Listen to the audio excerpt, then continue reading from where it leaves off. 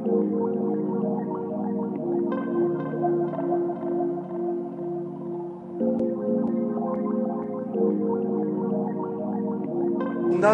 maison brûle.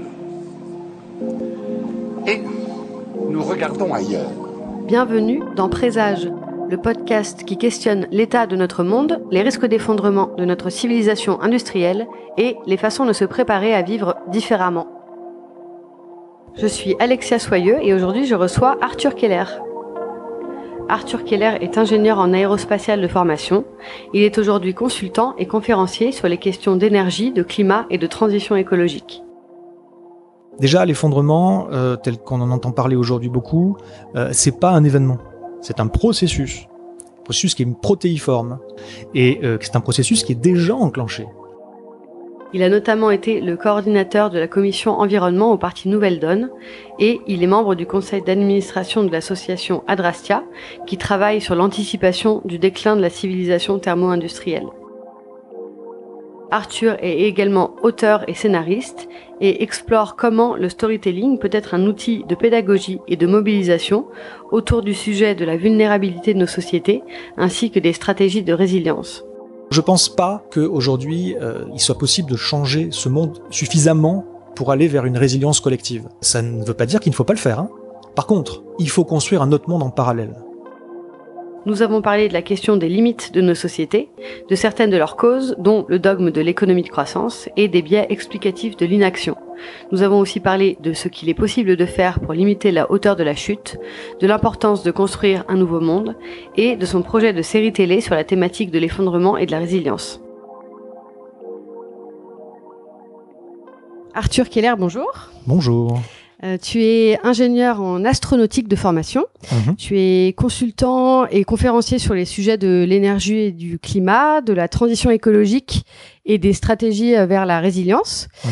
Tu es aussi spécialisé sur le domaine du storytelling, donc de l'art de raconter des histoires. On en reparlera un peu plus tard. Et donc tu travailles notamment sur la thématique des vulnérabilités et des limites de nos sociétés modernes. Oui.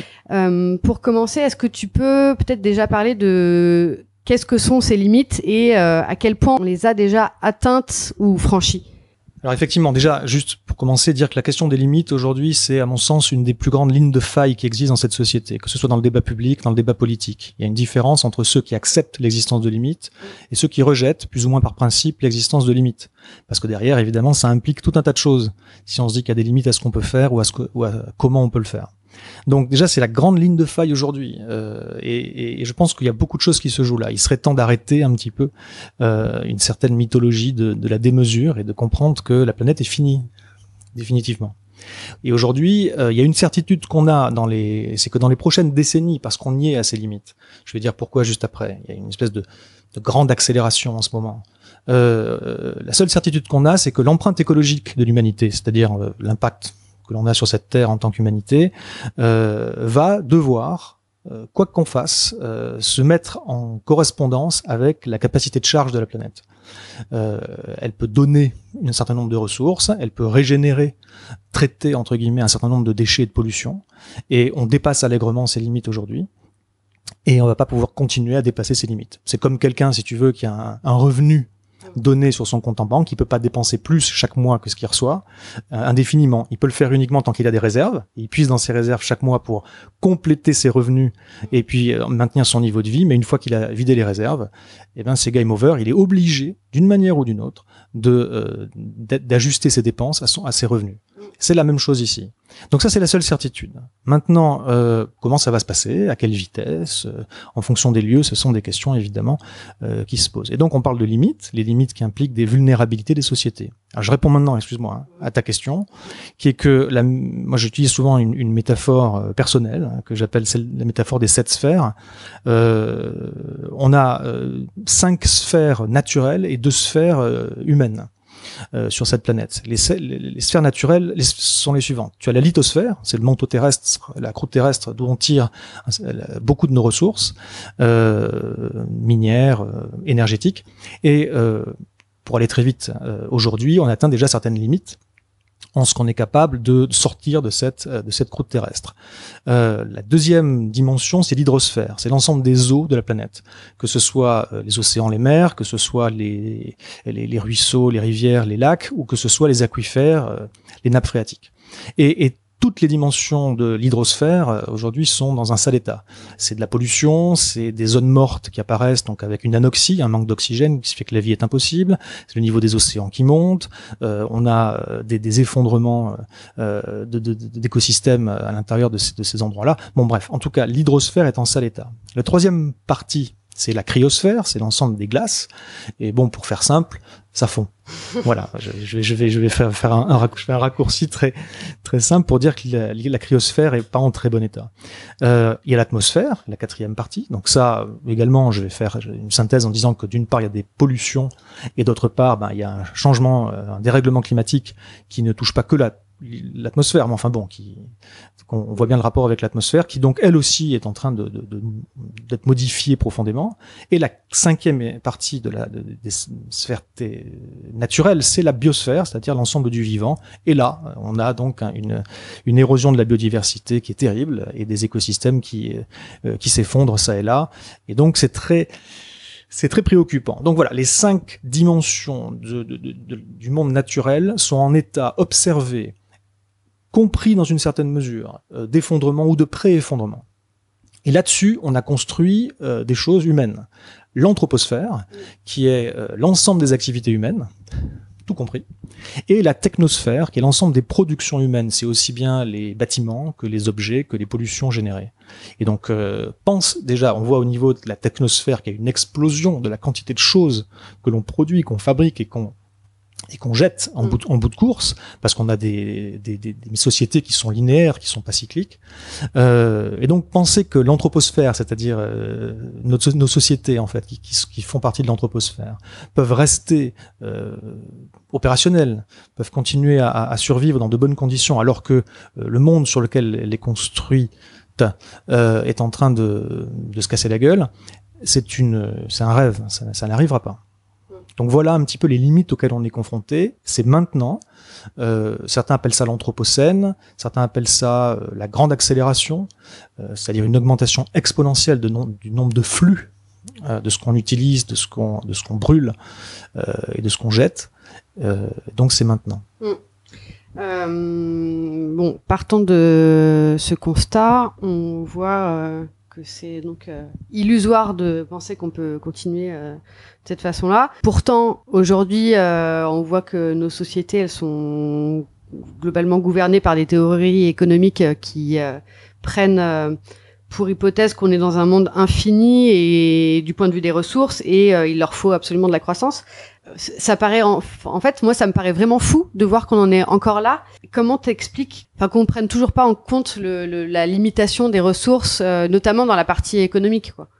Alors effectivement, cette mystique, une véritable mystique de l'économie de croissance, c'est la religion dominante aujourd'hui sur la planète, au-delà même des grandes religions.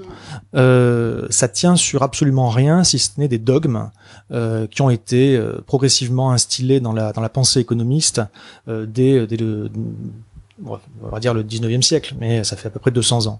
Et on a mis des équations un petit peu partout pour faire science, pour faire très sérieux.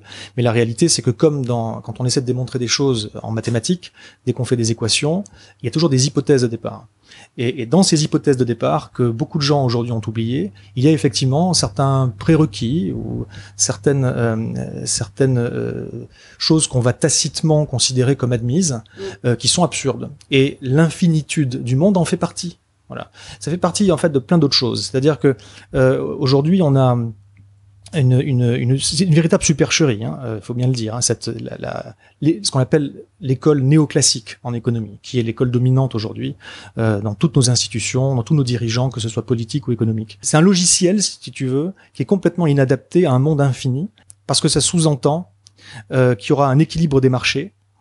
C'est-à-dire une évolution naturelle des marchés vers un équilibre, une situation d'équilibre, ce qui est faux, on n'a jamais vu ça. Ça sous-entend des choses comme la concurrence pure et parfaite. La concurrence pure et parfaite, ça veut dire que tous les agents économiques sont de poids égal, aussi bien des acheteurs que les marchands, et les agents économiques qui sont tous rationnels, plein de choses comme ça absolument débiles. Et puis surtout, et c'est là que je refais le lien avec ce dont on parle aujourd'hui, surtout ça implique une notion qui a été introduite plus récemment, hein, pas dès le début, mais ça implique une notion qu'on appelle la soutenabilité faible. Alors, j'explique. Quand on parle de développement durable, de croissance verte, quand on parle de projet durable, quand on parle éventuellement, même si c'est un mot qui est moins utilisé, de soutenabilité, et quand on nous explique que si on fait ça et ça, alors c'est bon, ça va être bien, ça va être conforme aux limites de cette planète, en réalité, c'est une notion de soutenabilité faible, c'est-à-dire la soutenabilité mais étant tout de même compatible avec l'école néoclassique. Et notamment, un élément fort qui est la substituabilité des différentes formes de capitaux. Alors dans l'école néoclassique, on va te dire que les différentes formes de capitaux sont interchangeables. C'est-à-dire que si tu manques de machines, tu peux mettre des hommes qui font pareil à la place, que si tu manques d'hommes, tu peux mettre des machines, etc. Et si tu manques d'usines, et ben t'en construis d'autres ou je ne sais quoi. Mais de toute façon, il y a toujours un moyen de s'arranger qui fait que ça se réorganise et que ça perdure. Par contre, dans les modèles macroéconomiques, effectivement, généralistes, le mainstream, tu n'as pas les ressources et tu n'as pas l'énergie. Et donc, si tu conserves cette idée de substituabilité des capitaux, qui est dans l'ADN même de l'école néoclassique, qui est l'économisme mainstream, si tu n'as pas si tu gardes la substituabilité des matériaux, ça donne quoi? Ça donne que le capital naturel est interchangeable lui aussi. Si on n'a plus d'arbres, c'est pas grave, on trouvera autre chose qui fait pareil. Si on n'a plus d'air, c'est pas grave, on trouvera autre chose qui fait pareil. Oui, mais sauf que c'est faux. Hein. Si on n'a plus d'énergie, c'est pas grave, on trouvera autre chose qui remplace l'énergie. Ben non, évidemment non. Ouais. Donc, Herman Daly, qui est un économiste, a proposé une autre nuance, une autre notion qui est la soutenabilité forte, qui implique que le capital naturel n'est pas substituable. Mais ça, c'est complètement absent des politiques. C'est-à-dire que tu te rends compte que quand les gens parlent de soutenabilité, ils parlent de manière, sans même forcément le savoir eux-mêmes, hein, mais comme ils veulent à tout prix que ce soit compatible avec le modèle dominant, nécessairement, ils parlent de soutenabilité faible. Or, la soutenabilité faible, c'est pas soutenable. Du coup, la croissance verte n'est pas une non, mais la croissance solution. Verte, on est dans du marketing de l'oxymore. Voilà, la croissance verte, c'est vraiment ça. On essaie de ménager la chèvre et le chou. La grande question, y compris dans les COP, jusqu'à la COP 23 là, y compris là-dedans, la partie scientifique, elle est très solide, mais les conclusions qui sortent de ces grands raouts là, ces grands rassemblements, c'est quoi? C'est il faut sauver la planète Terre, tout en maintenant le système qui l'a détruit. Ouais. Voilà. Ouais, c'est ça. Donc c'est vraiment vouloir le beurre et l'argent du beurre, ça ne marche pas. Mais est-ce que, à ta connaissance, il y a est-ce que, par exemple, les économistes, on les confronte vraiment à la réalité des choses? Est-ce il y a des experts qui sont réalistes, qui leur mettent le nez sur l'incongruité de leurs pensées? Écoute, quelques-uns, mais pas tant que ça. Effectivement, il y a aujourd'hui parmi dans les institutions ou dans les grandes boîtes ou dans les économistes qui font carrière en tant qu'économistes, ont tous été biberonnés à des modèles macroéconomiques qui eux-mêmes se basent, et un certain nombre de dogmes qui eux-mêmes sont basés sur une vision du monde qui peut se résumer vers l'infini et au-delà. C'est-à-dire que le génie humain permettra de s'affranchir de toutes les limites parce qu'on est tellement exceptionnel. Et ça, c'est une prolongation tendancielle des 30 Glorieuses. Voilà. Sauf qu'on aurait dû comprendre qu'on n'y est plus, et ça fait même un moment qu'on n'y est plus, ça fait presque un demi-siècle qu'on n'y est plus dans les 30 Glorieuses, et pourtant, non, on continue dans les grandes écoles à enseigner les mêmes bêtises. Alors, heureusement, il y a quelques économistes qui sont pas mainstream, qui sont en train de pousser des modèles macroéconomiques alternatifs qui justement prennent en compte, intègrent la finitude dans laquelle on se trouve. Tu as récemment eu au bout de ton micro, Gaël Giraud, et en France, c'est un des meilleurs de ce côté-là. Son travail est magnifique, mais effectivement, d'une manière générale, le logiciel est inadapté. C'est le logiciel économique, c'est aussi le logiciel politique, parce que c'est complètement lié. Tu m'as demandé tout à l'heure pourquoi on fait rien. Je veux te dire aussi que à la base même, c'est toute notre culture, c'est tout notre modèle éducatif également qui est à côté de la plaque. Pour deux raisons, si tu me permets. La première raison, c'est qu'on continue à mettre en avant l'hubris. Donc la démesure, comme je disais, vers l'infini et l'au-delà, c'est encore quelque chose qui est poussé comme une vertu. Quelqu'un qui veut s'affranchir des limites, aller plus loin, dépasser, tu vois. C'est quelque chose qui est vécu comme héroïque presque. Et donc, à partir du moment où on continue d'entretenir ce mythe de l'héroïsme dans la puissance aussi, la puissance, si tu veux. Voilà. Et tout ça, ça fait partie d'une logique, enfin, en tout cas d'une conception du monde qui est techniciste. Hein. C'est un petit peu la critique que faisait Jacques Ellul, qui n'était pas technophobe. Hein. Les technologies ont leur rôle à jouer, notamment d'ailleurs en phase transitoire pour une transition. Mais le problème, c'est la sacralisation de la technologie et les valeurs qui vont avec. Si tu veux synthétiser un peu les valeurs de la civilisation thermo-industrielle, on a le travail comme valeur morale, l'utilitarisme, le productivisme, la croissance économique et le progrès technique assimilé au progrès humain. Voilà, donc c'est un petit peu ça, si tu veux. L'unique finalité, c'est le profit, hein, au détriment de la qualité de la vie des gens.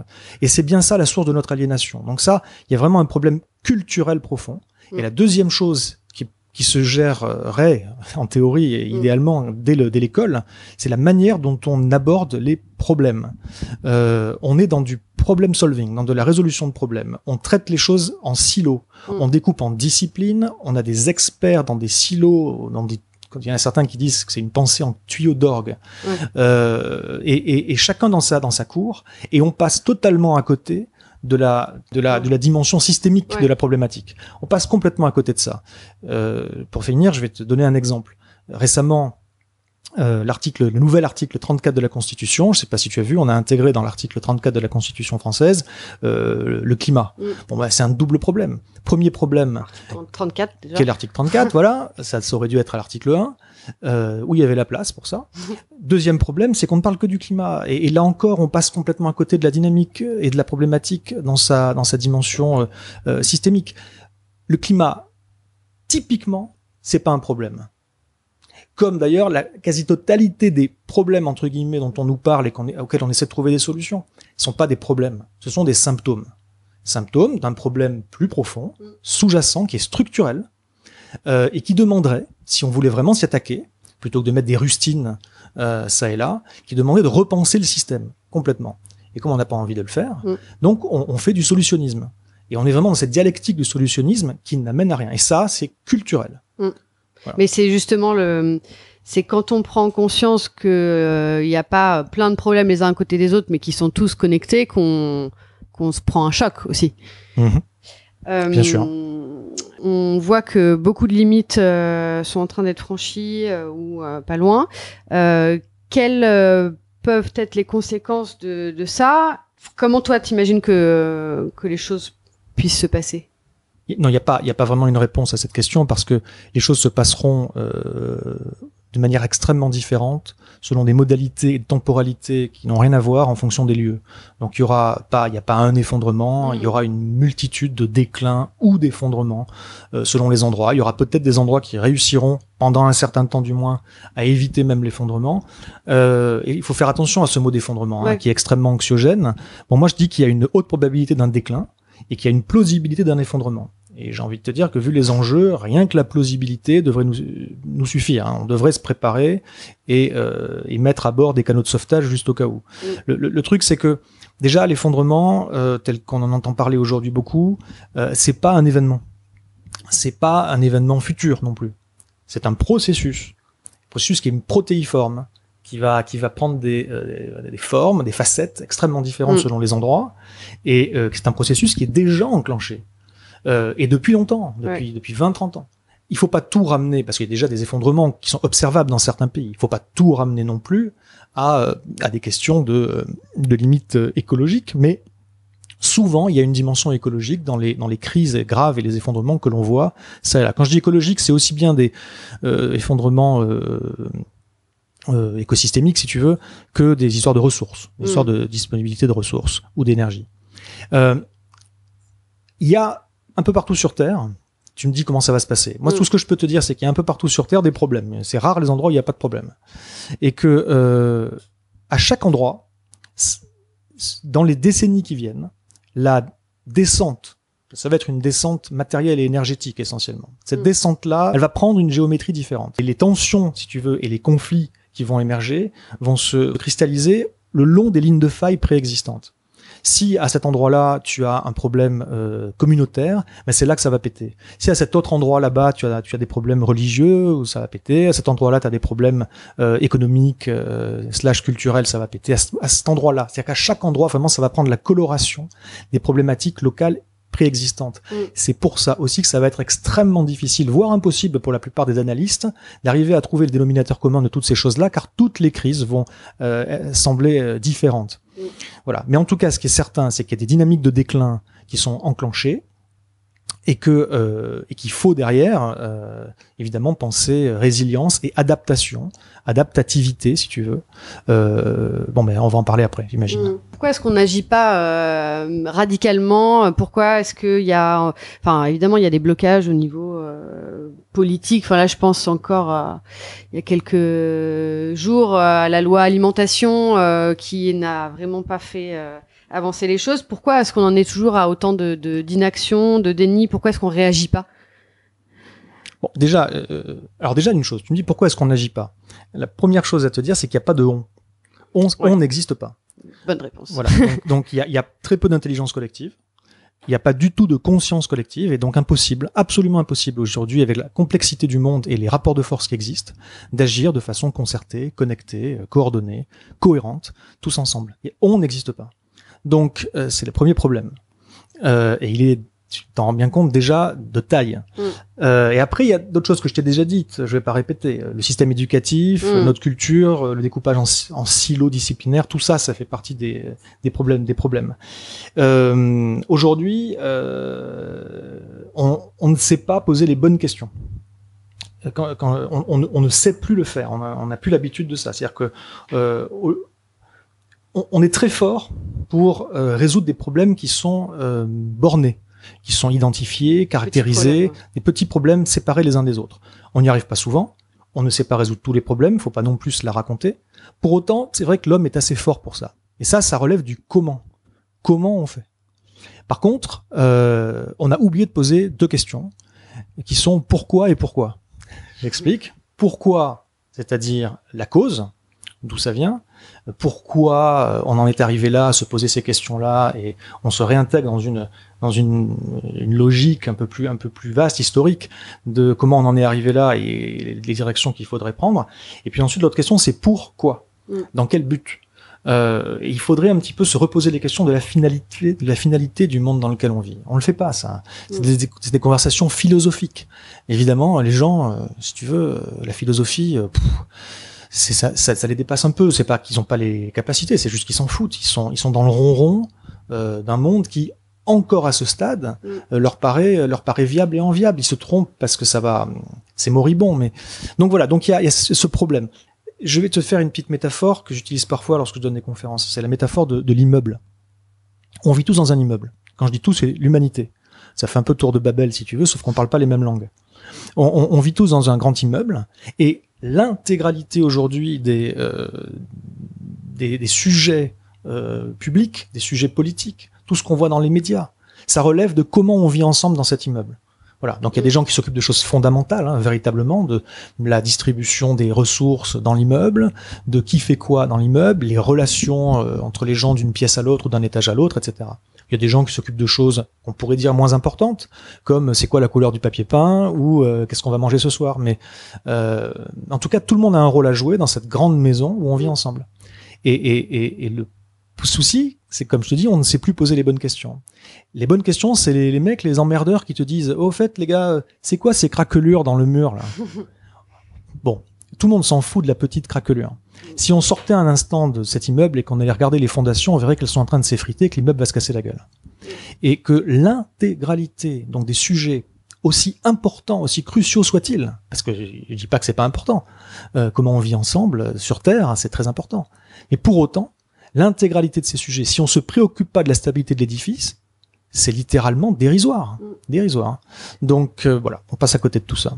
Je pose souvent cette question, mais est-ce que tu penses qu'une partie des classes dirigeantes ou des élites pense qu'elle va pouvoir s'en sortir et s'isoler du reste du monde? Est-ce qu'ils ont abandonné le monde commun? Oui, je connais bien cette hypothèse et je pense effectivement qu'il y a une partie des élites qui est dans cet état d'esprit-là. Et je pense qu'il y a une partie des élites qui est renseignée, éclairée sur les questions dont on parle. Pour autant, je suis absolument convaincu que c'est pas le cas de la majorité.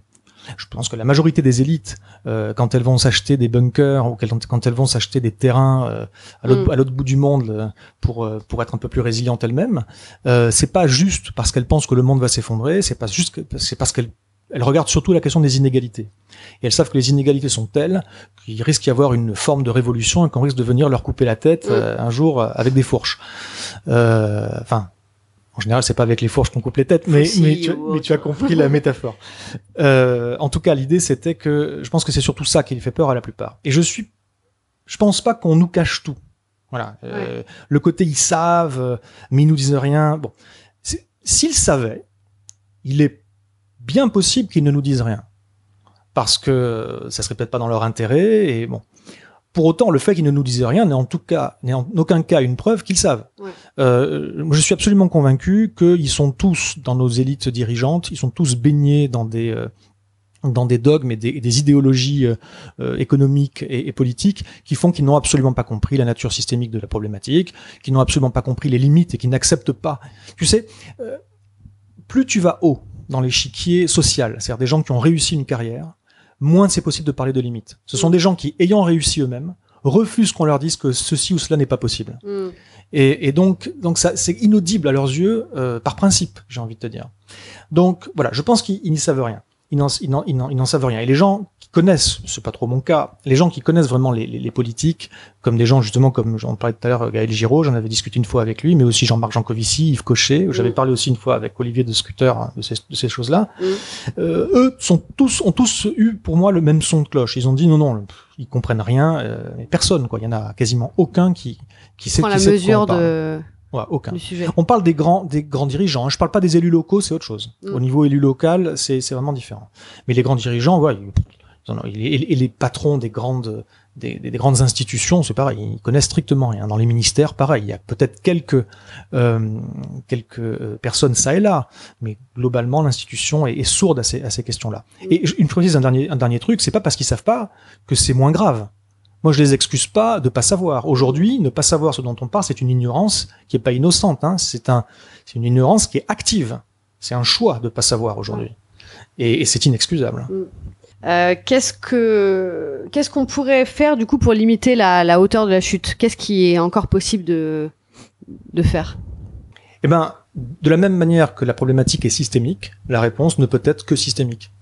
Et c'est bien problématique, mais c'est quand même aussi, ça laisse entrevoir beaucoup de choses qu'on peut faire. Il faut avoir l'intelligence, si tu veux, de se replacer humblement au sein de la nature. Ça, c'est une transition culturelle.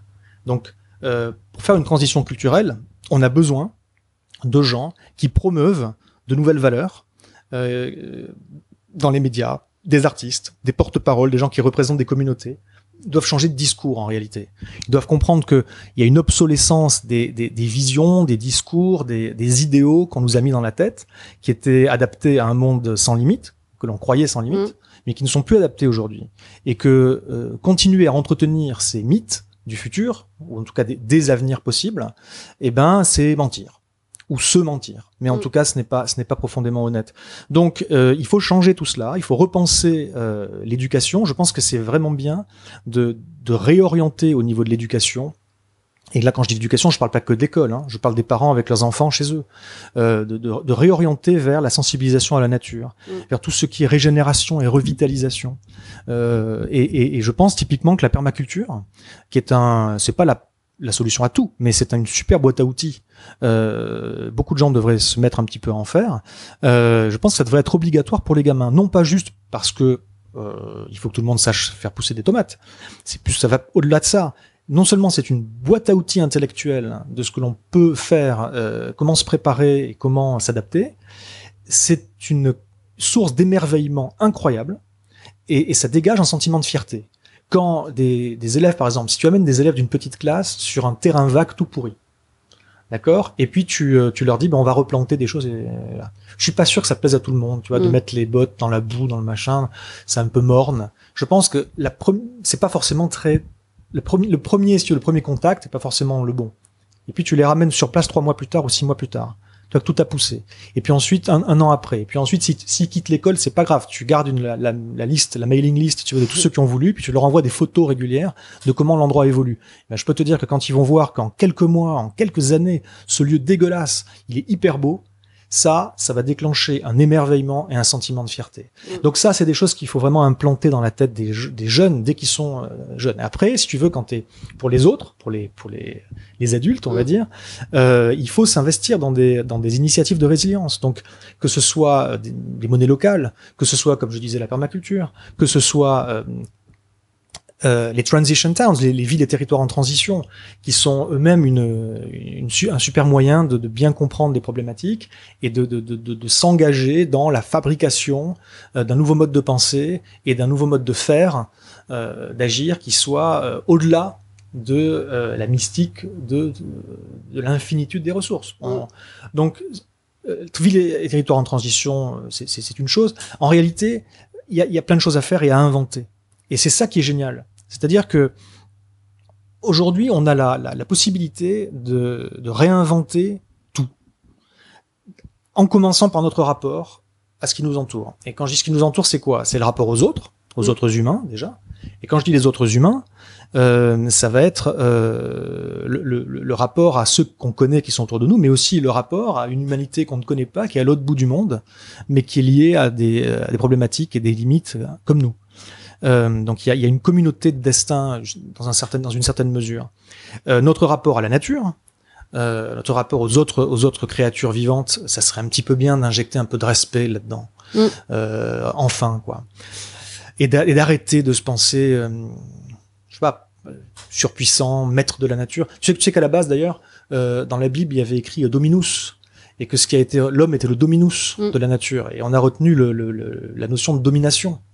Alors que c'est pas du tout ça, Dominus. Dominus, c'est pas le maître. Dominus, c'est le maître de maison. Et le maître de maison, c'est pas du tout pareil que le maître. C'est quelqu'un qui a la responsabilité d'eux et qui gère les choses de manière intelligente. Et on a zappé, parce que ça nous intéressait pas, évidemment, cette dimension-là. C'est repenser notre rapport aussi à l'existence même et à nous-mêmes, et repenser le rapport à l'avenir. Et une fois qu'on a fait un petit peu ce travail de réflexion, c'est repenser la société. Moi, je ne crois pas que l'on puisse faire évoluer la société dans laquelle on vit. Je crois pas que ce soit possible. Ça ne marchera qu'à la marge. C'est fait d'une telle manière, elle est construite d'une telle manière qu'on ne peut que changer des choses ça et là. Tu vois, on change l'article 34 de la Constitution.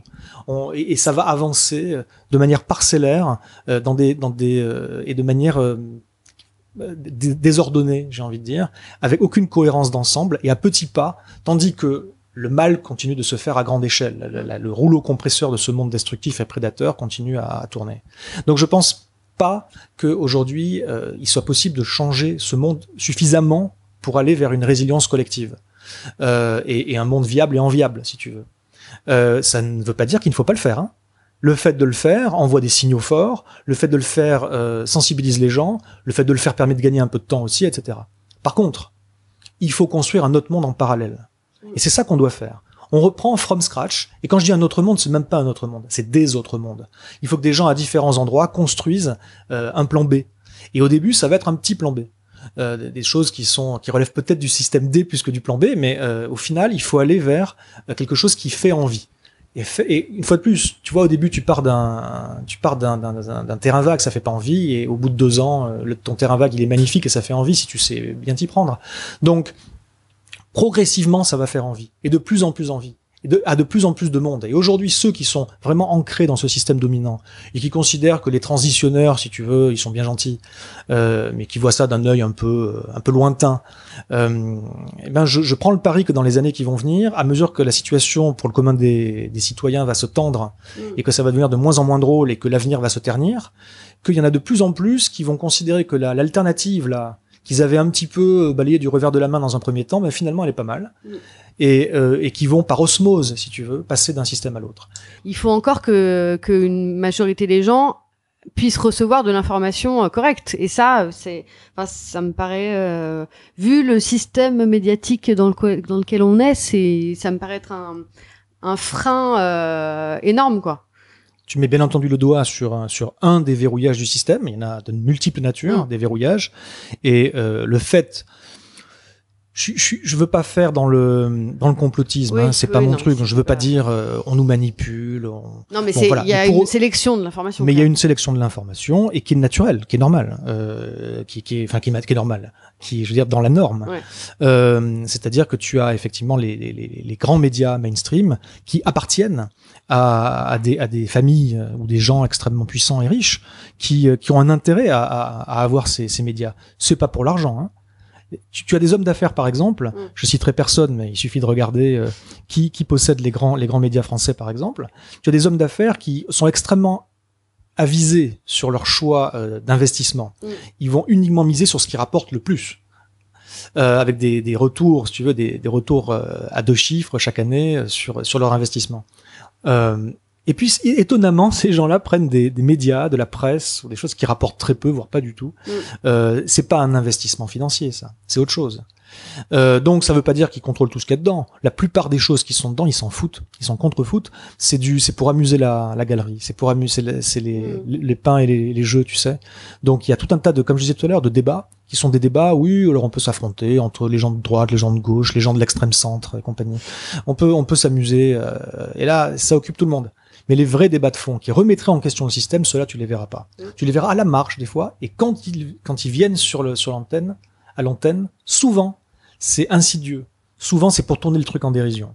Donc, faut faire très attention. Alors, effectivement, ouais, les médias, comme tu dis, c'est un problème. C'est pour ça que, une fois de plus, c'est par l'action qu'il faut passer. La communication est extrêmement importante. Sinon, je serais pas là. Moi, c'est mon truc.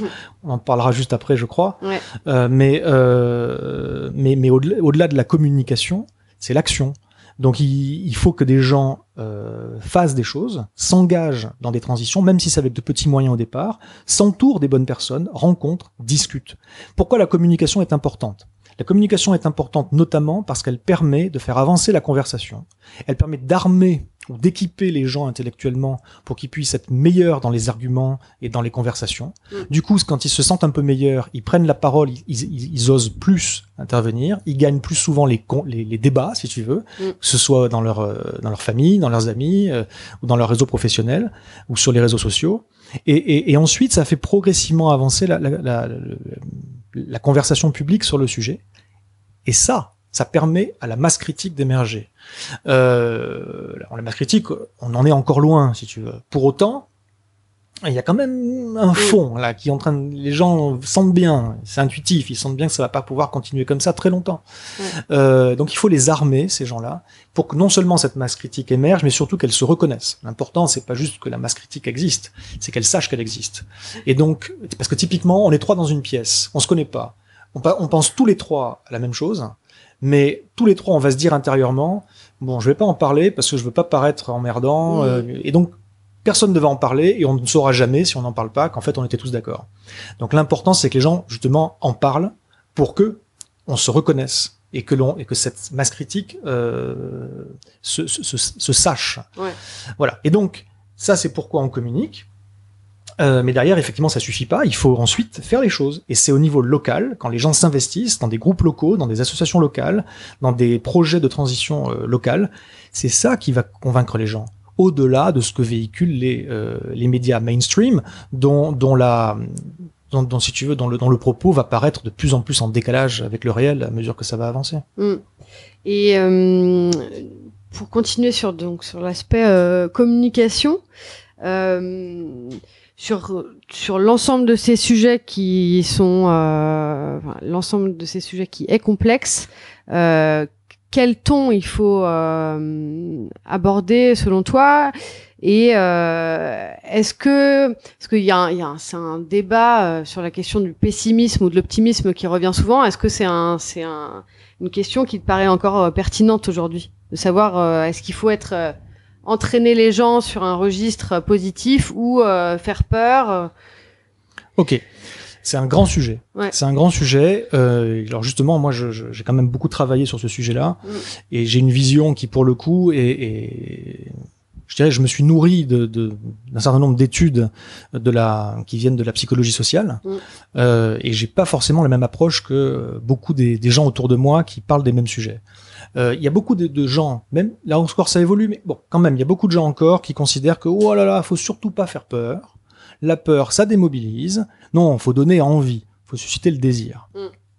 Alors c'est pas complètement faux, mais quand même, c'est extrêmement, comment dire, c'est une vision des choses qui passe à côté de l'essentiel, j'ai envie de te dire. Déjà, faut pas opposer la peur et le désir, ça va ensemble. Il faut les deux. Déjà, faut pas caricaturer la peur. Il y a différents types de peur. Et puis, il faut pas surestimer le désir, parce que le désir, c'est pas la panacée. Côté peur, c'est un effet de bord qui est inévitable et qui est même indispensable. C'est-à-dire, si tu dis les choses, si tu es un minimum honnête avec toi-même, avec les autres, sur ce que peut être l'avenir, ça fait peur. Très honnêtement, ça fait peur. Est-ce que, sous prétexte que ça fait peur, faudrait cacher les choses aux gens? Non, je pense pas. Je pense qu'il est temps de d'accompagner les gens, mais surtout de les prendre pour des adultes, de les traiter en adultes si on veut qu'ils se comportent comme tels. Voilà. Donc la peur, si tu lis par exemple Henri Laborie, tu verras que elle est indispensable pour réagir. Il la faut. Et si tu regardes également, tout à l'heure je parlais des villes en transition, si tu regardes ça, les gens qui sont dans les villes en transition, à la base quand même, il y a des prises de conscience très anxiogènes. Ouais, bien sûr. Ils ont bien compris les limites et ça leur fait peur. Par contre, ils s'arrêtent pas à ça. On peut pas dire « Oh, ces gens-là sont des gens qui ont peur ». Non, c'est pas ça qui les caractérise. C'est des gens qui ont utilisé cette peur pour agir, pour rentrer dans un processus actif de transition, et ça donne de l'espoir. Ça donne du désir, ça donne du sens, et on revit. On n'est plus en dissonance cognitive quand on fait ça. Donc, il faut d'un côté dire les choses. La peur n'est surtout pas la finalité, hein. Parce que là, effectivement, les gens dont la finalité c'est de faire peur, on peut se poser des questions sur leur véritable motivation. Non, mais il faut juste dire les choses telles qu'elles sont, et le fait que ça fasse peur n'est pas une raison de ne pas le dire. Juste à côté, par contre, il faut effectivement activer le désir, ou en tout cas donner aux gens de quoi se projeter dans des avenirs possibles et réalistes, pour qu'ils aient des choses à faire, qu'ils aient des réseaux à construire, des gens avec qui se mettre en contact, et que ça foisonne, qu'il y ait un foisonnement d'initiatives transitionnelles. Alors, le désir, pourquoi c'est un problème pour moi si les gens te disent faut pas faire peur, faut attirer le désir. Si tu fais que ça, il y a un double problème. Le premier problème, c'est que le désir, c'est pas universel. Et que à force de donner toujours les mêmes imaginaires ou même les imageries, si tu veux, de la transition, bon ben on fait de l'entre-soi, quoi. Tu n'arrives à donner envie qu'aux mêmes, c'est toujours les mêmes qui vont avoir envie de ça. Et puis la deuxième risque de vouloir à tout prix donner du désir ou de l'espoir, ben c'est que tu vas finir par faire du bisounoursisme et générer de faux espoirs. Voilà. Et les faux espoirs, ça peut paraître productif à court terme, mais à moyen terme, ça devient tout à fait contre-productif. Donc il faut faire très attention. Aujourd'hui, tu as effectivement des gens, quand tu leur parles d'effondrement, ou en tout cas de risque d'effondrement, qui vont prendre un tel coup dans les dents, même si derrière tu les armes en leur disant mais il y a plein de choses qu'on peut faire, regarde tout ça, ça suffit pas pour certains et ils vont entre guillemets sombrer dans une forme de déprime et ça va être démobilisateur. Certains utilisent ça comme un argument pour dire ben voilà, et c'est pour ça qu'il faut pas faire peur. Mais alors est-ce qu'il faut peut-être forcément en passer par là aussi? Il faut peut-être passer par cette enfin c'est la courbe du deuil aussi, quoi. C'est exactement ça. Bon, la courbe du deuil, attention, elle a pas, enfin, on l'utilise des fois de manière un petit peu exagérée parce qu'elle avait été établie par Elisabeth Kubler-Ross dans un cadre très particulier et là on en sort un petit peu, mais pour autant c'est intéressant. Effectivement, les gens un certain nombre de personnes en tout cas, vont passer par une phase où ils sont d'abord en déni, en colère, en repli, et puis ensuite progressivement ils vont aller vers une acceptation, étant passés par une phase de déprime plus ou moins profonde, mais voilà. Et ce n'est qu'au bout de ce deuil intérieur, un deuil du monde dans lequel on vit et des avenirs possibles, c'est quand on sort de cette phase de deuil qu'on est enfin apte intellectuellement pour agir. Et vraiment. Et donc, si certaines annonces sont anxiogènes et donc que ça démobilise certaines personnes, j'ai envie de dire, tant mieux. Tant mieux de le faire vite. Parce que, à chacun de gérer ses deuils. Certains vont le faire en 3 heures, d'autres vont le faire en 20 ans. Mais plus on le fait tôt, plus on aura tôt des gens qui seront actifs, qui pourront se mobiliser. Je peux te dire un truc sur pessimisme et optimisme, parce que ça pour moi c'est un truc que j'entends en permanence. et ça m'hérisse le poil. Donc à tous ceux qui m'ont dit en face, ah t'es pessimiste, ne le prenez pas pour vous, c'est pas une attaque, mais ça m'hérisse le poil véritablement. Le pessimisme, ça serait d'imaginer que ce monde peut continuer sur sa lancée, quoi. Le vrai, tu le ressens pareil. C'est ça, ça serait ça le pessimisme, franchement, quoi. Moi, je suis pas un adepte de ces mots qui veulent rien dire. C'est beaucoup trop manichéen. Ça représente aucune réalité. On est tous pessimistes et optimistes. Ça dépend des choses. Moi, je suis juste quelqu'un qui réagit. Moi, je prends le taureau par les cornes. Je considère que pour avoir une chance d'apporter une solution pertinente à un problème, ben, faut accepter de regarder le problème en face. Voilà. Et je pense que ceux qui n'ont pas encore intégré que le monde allait très mal et que la dynamique s'amplifiait, c'est juste des gens qui lisent tout simplement pas assez de publications, hein, qui sont sur tous les problèmes qu'on a un petit peu listés tout à l'heure. Quand une situation est critique, dire que la situation est critique, ça peut pas être qualifié de pessimiste. Même par ceux qui, par déni, par myopie, ont pas pris la mesure. C'est comme si on disait que les scientifiques du GIEC étaient pessimistes, quoi.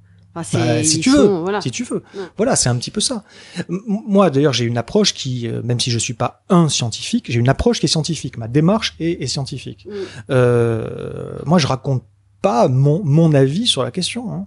Moi, je dis, voilà les choses telles qu'elles sont, et après, je parle de plausibilité. Voilà. Et si tu veux, juste un truc. La personne optimiste en situation de danger, c'est pas celle qui choisit de se consacrer aux lueurs d'espoir et d'occulter le danger, hein. C'est pas ça l'optimisme. La personne optimiste, c'est celle qui bascule en mode gestion de crise et adaptation.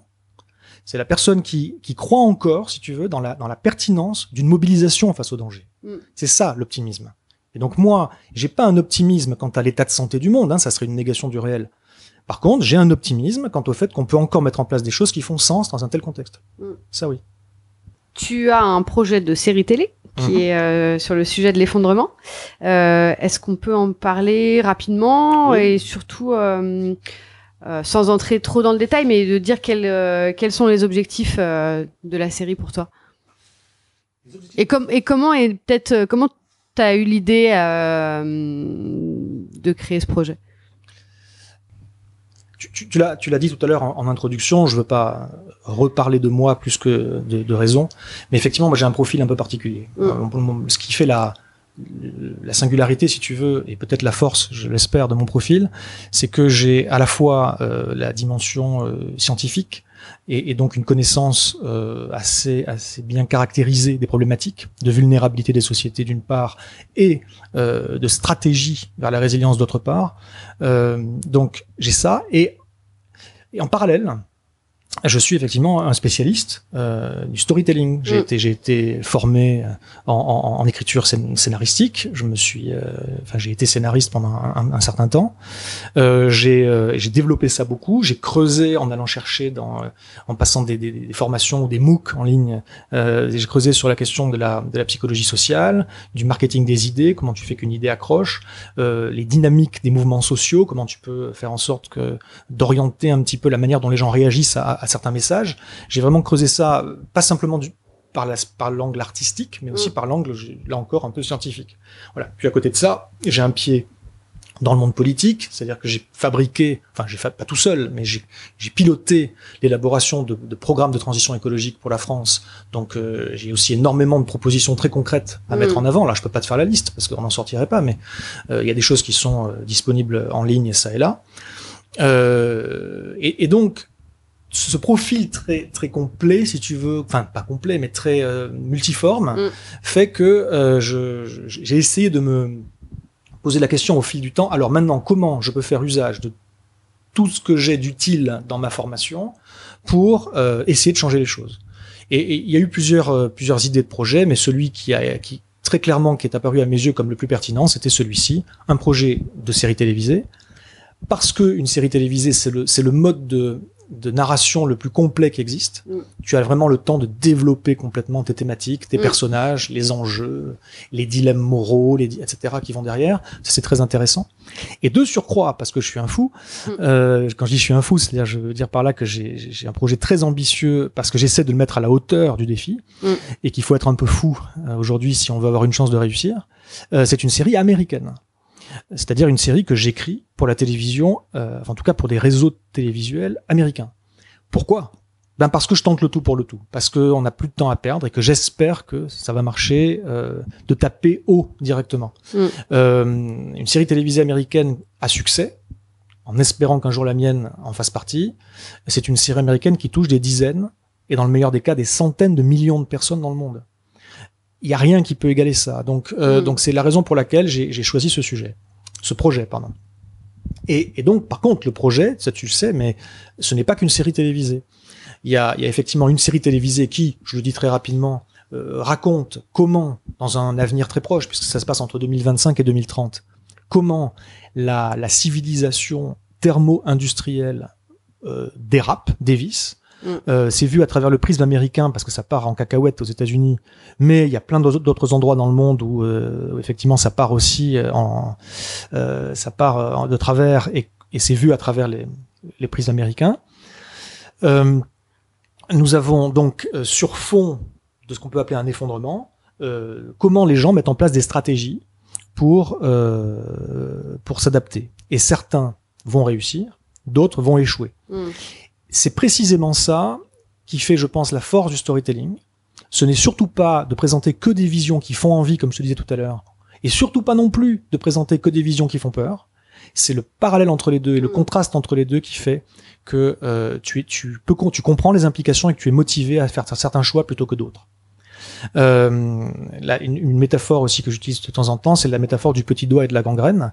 Si je te dis, Alexia, donne-moi ton petit doigt, je te le coupe tout de suite, je ne pense pas que tu vas être très heureuse. Si je t'explique, écoute, voilà, tu vois ce petit truc que tu as au bout du doigt, c'est une gangrène, ça va progresser et d'ici quelques jours tu vas mourir dans des souffrances atroces. Si tu veux éviter ça, je te coupe le petit doigt. Je pense que tu vas pouvoir à ce moment-là te projeter dans un avenir où tu vivras heureuse avec un petit doigt en moins. Et là tu vas accepter qu'on te coupe le petit doigt. Dire que l'avenir sera tout rose, présenter des visions ouais super de la transition, c'est un peu mentir ou se mentir. La transition, elle est pas que rose. La transition, elle va être compliquée, difficile. Mais on va y trouver plein de choses positives. Effectivement, du sens, du lien, et on va apprendre plein de choses passionnantes. Ça va être génial. Pour autant, il y a des risques, des dangers, des sacrifices, des deuils à faire, et c'est pénible.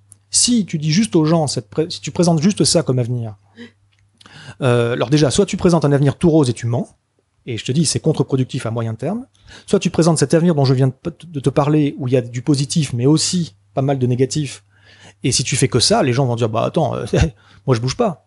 Pourquoi ? Parce qu'ils ont pour réflexe de comparer cette vision d'avenir que tu leur proposes avec leur quotidien. Donc ils comparent un avenir avec un présent, ça n'a aucun sens. Ce qu'il faut faire, c'est avoir des storytelling différents en parallèle. Un qui te présente une vision du business as usual, qu'est-ce qui va se passer si on ne change rien et qu'on continue dans la même direction. Et puis qu'est-ce qui se passe effectivement si on transitionne de telle ou telle manière. Et là, c'est en comparant les différentes transitions que tu proposes, parce qu'il ne faut pas une seule vision, il en faut plein. Mais en comparant les différentes transitions avec on ne fait rien, que ce qui pourrait passer comme pas forcément toujours très désirable, parce que ça demande des efforts, et ben si tu compares au business as usual, waouh, ben, c'est comme ta gangrène, quoi. C'est quand même vachement mieux que de crever dans des souffrances atroces. Donc on va choisir effectivement de se séparer d'un petit doigt. Donc voilà, donc ça, toute ma série se base sur cette notion de une multiplicité de storytelling et du contraste. Voilà. Et donc la série télé, il y a 3 parties.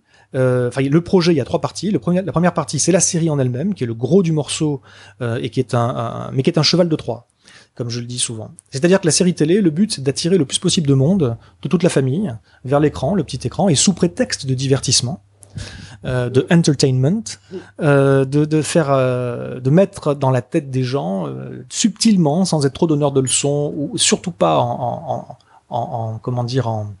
étant culpabilisant. Ça va permettre aux gens de voir les limites de la vie qu'ils mènent aujourd'hui, et puis peut-être ce qui serait possible de l'avenir. Mais ça, c'est le cheval de Troie. En parallèle de ça, le projet, il y a 2 autres dimensions. La première dimension, c'est des contenus vidéo additionnels. Dans ma tête, pour chaque épisode, et on aurait une 60aine au total, 5 saisons de 12 épisodes chacune, pour chaque épisode, on aurait la production d'un documentaire de 5 minutes environ, qui présente soit un expert qui explique que ce qui est dans la série, c'est pas complètement de la fiction, et que ça se base sur un certain nombre d'études, de publications, de travaux sérieux, et que c'est plausible, soit des acteurs de la transition, qui montrent ce qu'ils font à leur niveau. Et là, ça va être idéalement un peu partout dans le monde, et aussi bien des individus que des collectifs, que des élus locaux, que des régions, que des entreprises ou des entrepreneurs, que des États. Donc, ça serait ça, la deuxième partie du triptyque, ces contenus vidéo additionnels que les gens regarderont en marge de la série télé, et qui donnera une autre dimension, une autre tonalité à la série elle-même, finalement. Et enfin, la troisième partie, c'est une plateforme web. Là, c'est pas... J'ai envie de te dire, je suis pas le premier à penser à ce sujet, mais ce qui fait la force du truc, c'est encore la vision système. C'est-à-dire d'avoir les trois dans le même concept. C'est une plateforme web collaborative où les gens pourront, en se connectant, voir les initiatives de transition près de chez eux. Là encore, j'aimerais que ce soit au niveau mondial. S'il y a tous les millions de dollars que nécessite la production d'une telle série qui sont mis sur la table, j'imagine qu'on peut mettre quelques centaines de milliers de dollars pour faire une super plateforme et que cette plateforme puisse être internationale. Donc l'idée, effectivement, c'est qu'un peu partout dans le monde, les gens puissent voir ce qui se passe autour d'eux, échanger avec les porteurs de projets, échanger entre gens qui ont des compétences à amener, des gens qui ont des projets, et puis que ce soit une forme de passage de tremplin pour un passage à l'action. Voilà. Donc tu as la sensibilisation par l'émotion. Et je dis bien, ce sont les déclencheurs émotionnels qui sont les plus importants dans la série. Ensuite, tu as une dimension intellectuelle avec les experts. Tu as une dimension les possibles et ce qu'on peut faire dans le monde réel avec les acteurs de la transition. Et tu as un outil qui te permet de devenir à ton tour acteur. Voilà, c'est ça le projet. C'est un gros projet. Bah, et tu as le temps de travailler sur d'autres projets en plus de ça?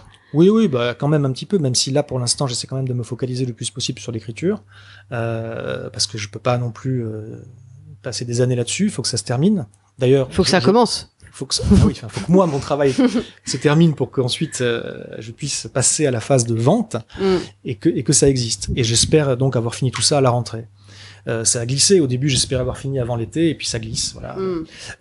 Non, mais sinon il y a quand même d'autres programmes, d'autres projets effectivement en parallèle. Comme je disais tout à l'heure, j'ai fait un programme de transition écologique pour la France, et là je vais ressortir sous une forme un petit peu améliorée des paquets des trains de propositions là avant l'été. Je travaille sur un article qui explicite un petit peu mieux que ce que j'ai lu jusqu'à présent l'incompatibilité entre politique de croissance économique et soutenabilité au sens fort du terme. Il y a logiquement, j'ai pas encore confirmation, mais je pense qu'il y a un article qui va paraître également dans une revue de gestion des risques sur la résilience alimentaire des territoires et les problèmes d'ordre public que cela représente. Voilà, je travaille sur un projet également autour des low-tech. Et puis je fais partie avec Philippe Biwix que tu connais, je sais de nom en tout cas. Et puis c'est avec la Fabrique écologique qu'on fait ça. Et puis enfin, je fais partie d'Adrastia, qui est cette association qui s'intéresse justement aux limites et aux vulnérabilités de cette société et à ce que ça implique en termes de déclin à venir, peut-être d'effondrement, et qu'est-ce qu'on peut faire à titre personnel et collectif.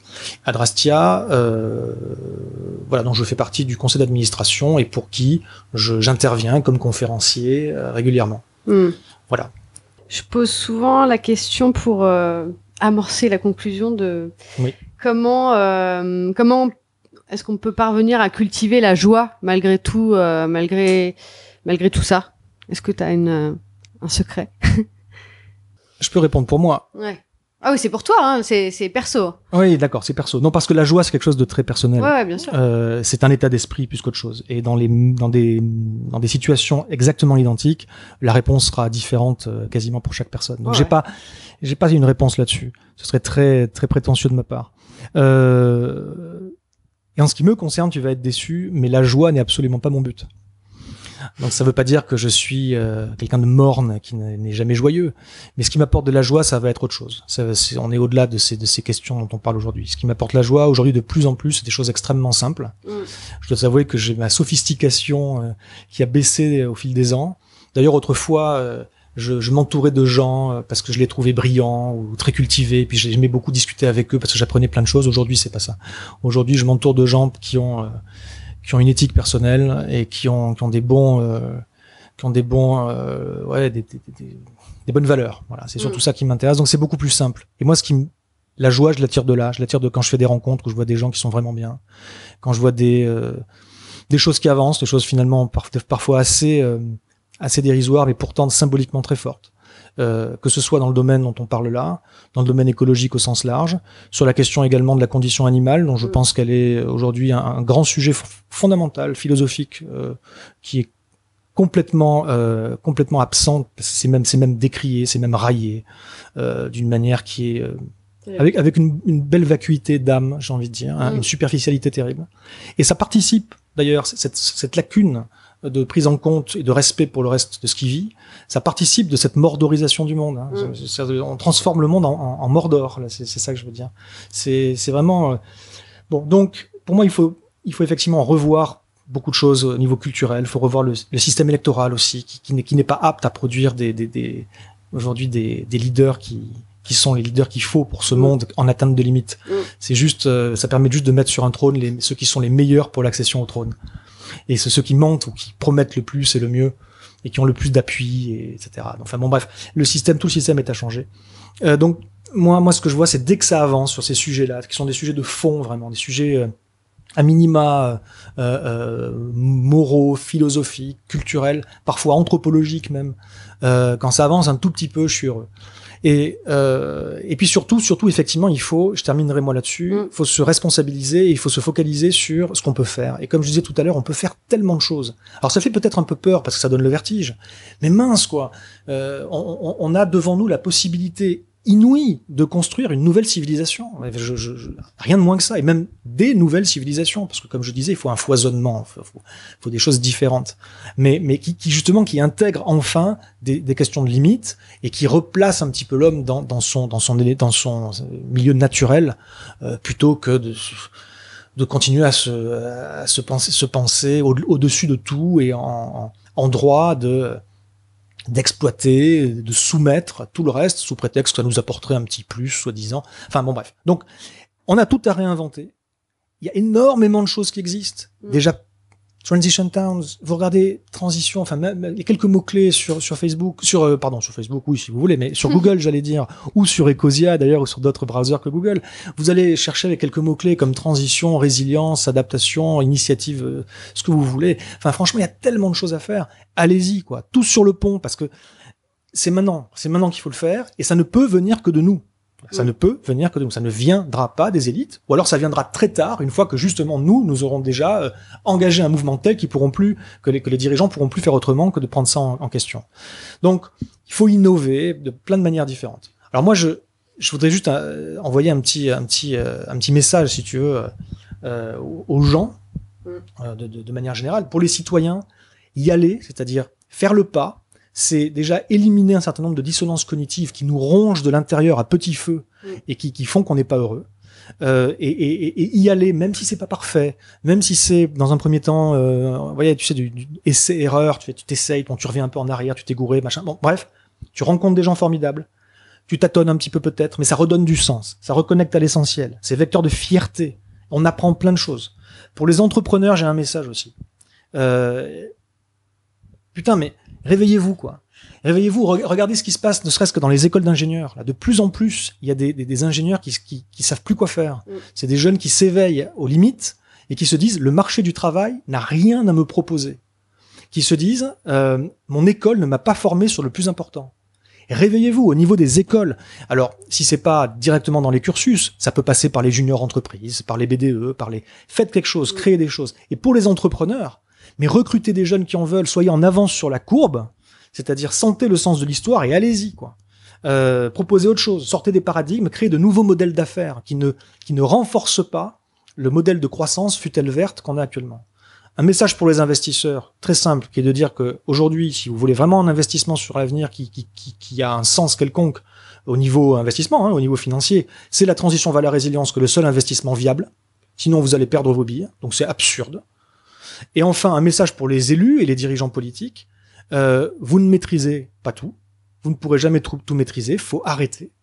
Le bon leader aujourd'hui, c'est le leader qui sait en capacité, qui sait donner la possibilité aux gens donc, soyez plutôt des stimulants et des facilitateurs d'une émergence du bas, quoi, bottom up, d'une émergence de tout un jaillissement, si tu veux, de transition et d'initiative de transition qui vont fabriquer le monde de demain. Voilà, faut y aller. Merci Arthur. Merci beaucoup Alexia. Merci beaucoup à Arthur Keller pour notre conversation et merci à vous tous pour votre écoute. Vous pouvez soutenir Présage en vous abonnant, en mettant 5 étoiles ou en partageant les épisodes. Présage est un podcast indépendant. Le générique est un extrait du morceau L'eau de Sabrina Bellawell, mixé par Paloma Colombe. À très vite.